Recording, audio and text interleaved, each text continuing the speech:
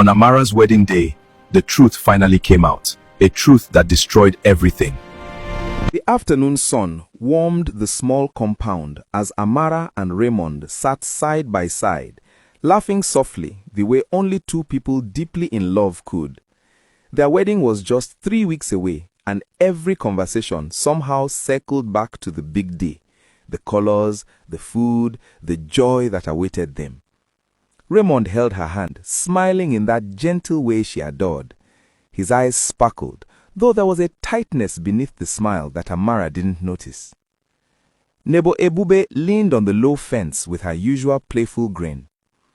"Raymond, you are too fine to be loyal, oh. Amara better hold you well," she teased. Raymond laughed and waved her off, pretending the joke amused him. Amara laughed too, swatting Ebube lightly.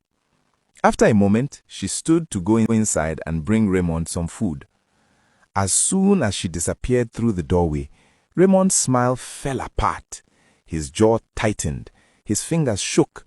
His phone vibrated in his pocket. When he answered, a cold voice slid through the speaker. "Raymond, you think you can run?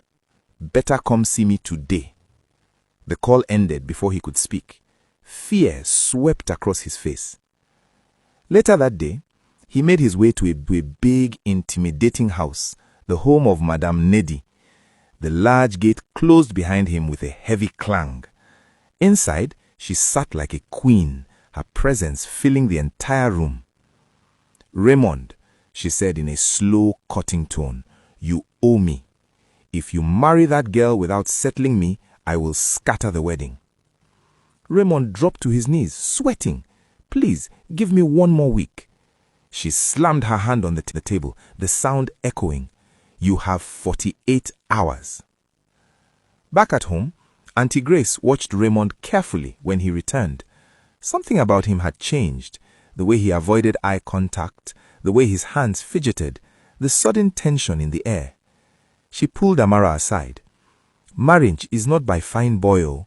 Shine your eyes. Something is not right with that young man." But Amara defended him with all the softness in her heart. "Auntie, he's just stressed. The wedding is close. Everything will be fine."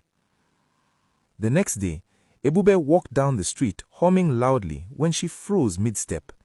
There, by the roadside, Raymond slipped quickly into Madame Nedi's sleek car. Ebube blinked, confused but amused.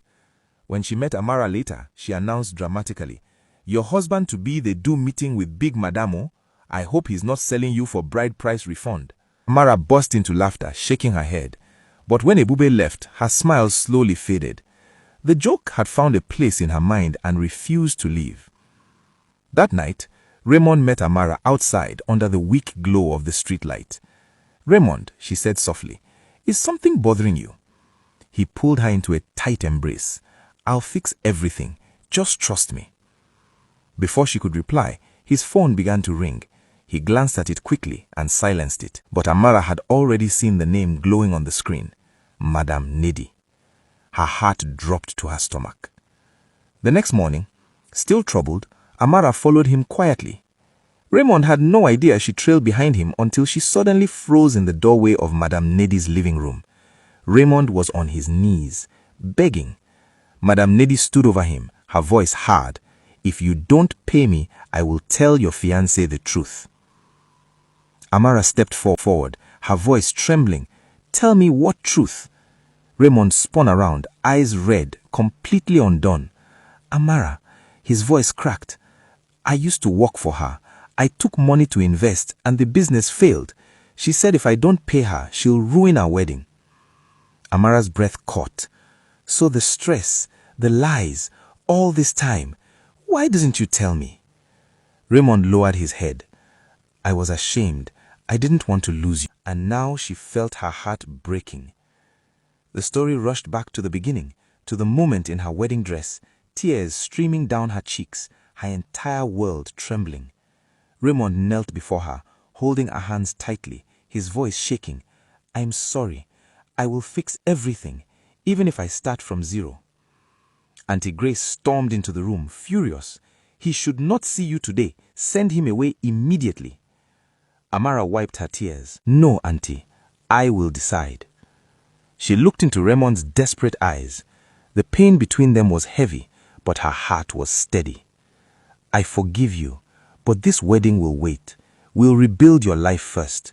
If our love is real, it will survive. Raymond bowed his head and cried with relief. Just then, Ebube burst into the room, holding a small plate. So, wedding don't cancel.